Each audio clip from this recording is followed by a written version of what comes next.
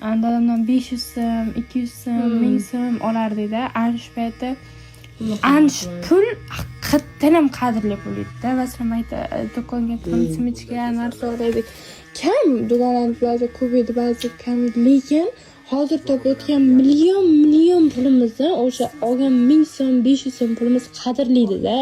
Vaqt o'tyapti, o'zimiz million pul topyapmiz, narsa qilyapmiz, lekin masalan hozir umraga olib boraman, narsa qilaman degan bilan hozir odam yuragiga sent qo'yish kerak, narsa qo'yish kerak.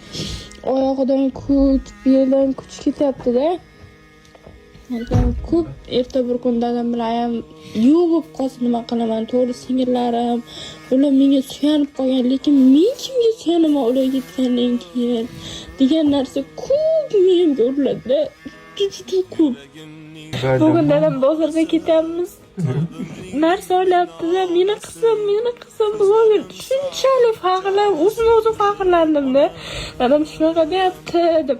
Yuragimning dard tolasi, qalbimning mungli nolasi, ko'zlarim sog'in jalasi, ona.